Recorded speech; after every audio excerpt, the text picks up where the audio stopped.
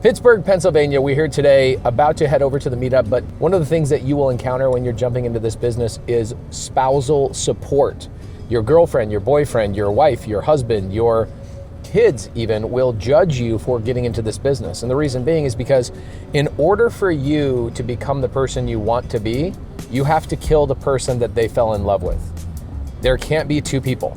And so people are watching you dismantle the person that they fell in love with, and you're rocking the very foundation that they've anchored their entire life in, which is you and this identity.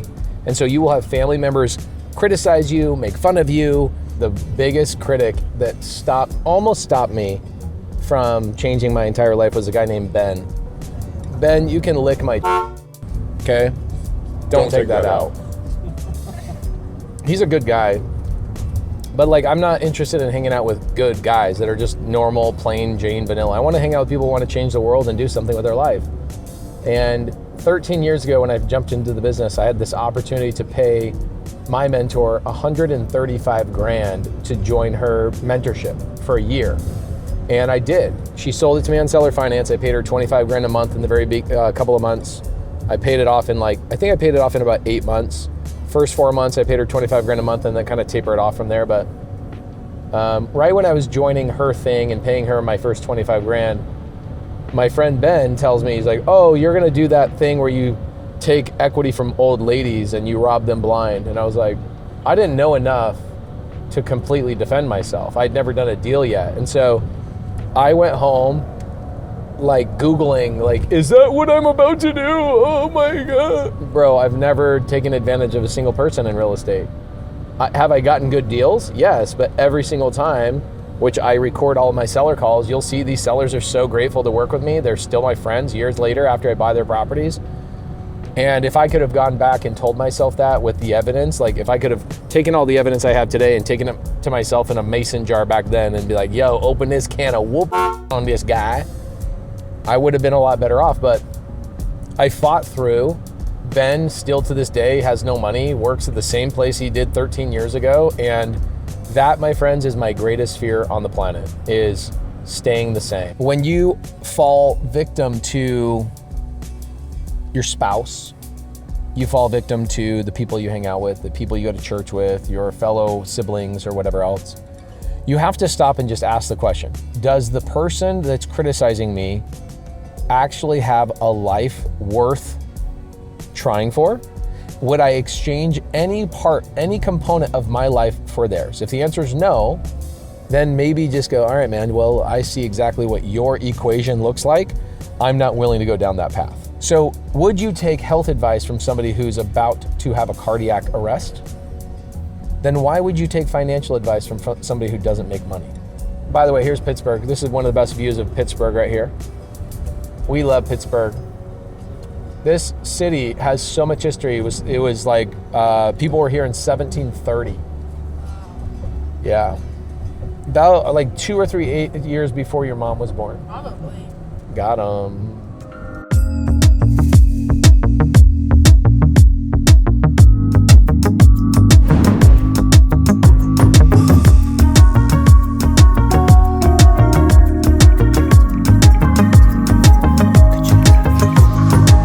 I love Mennonites, dude. Come on, let's go. Let's get baptized. This is exciting. Oh, this is so cool. I didn't know Mennonites had big old churches. Oh my gosh. Hey! Bro, this is so sick. Bro. Who's the Mennonite you know? You know him. Brittany kind of hooked this up. We were going to be downstairs, but they're doing the floor. Dude, a Mennonite church? Are you kidding me? How cool. What's going on, man? Bro, we're all getting baptized. This is so sick. We are going to do one thing on these calls tonight. One thing. It's so simple. It takes away all the pressure. So let's say a seller calls you. You're my seller, okay? And I call you. Here's our script. Ring, ring.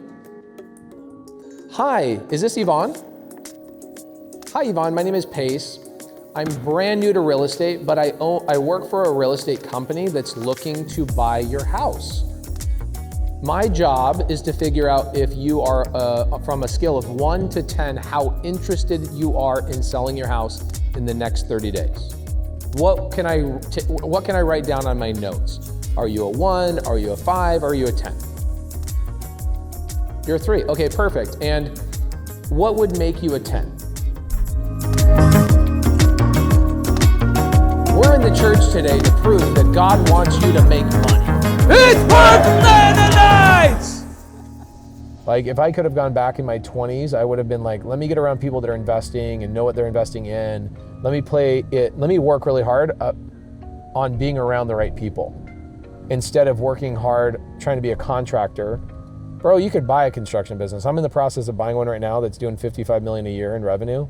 That's pretty scary, but like, make money, be around people that are making money, but like, don't go, I gotta make 50 grand a month right now. I'd be like, let me be around people making 50 grand a month, even if that means being on their team. I wish I did that. If I just skipped construction and worked on somebody's lending company, are you effing kidding me?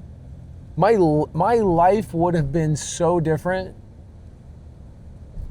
I wouldn't have had Phil, and today we wouldn't be in Pittsburgh. Literally everything. So I'm glad my life worked out the way it did, but don't beat yourself up. You got to just go, what do I really want in life? Anyway, I hope this video was helpful for you guys. Shut your stupid face and get to work. And I tell this to myself all the time. Whenever I have pressure or challenges or whatever, I usually just say, Pace, shut your stupid face and do your stupid job.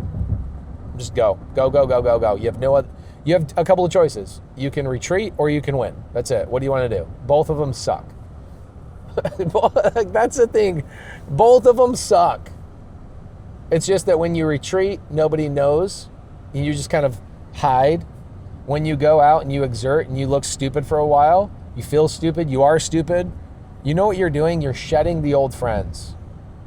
Right? I have friends that I don't talk to anymore. They'll text me and I look down at them like, bro, I have nothing in common with you anymore. You just complain about your job. You complain about your boss all day long. I have nothing in common with you.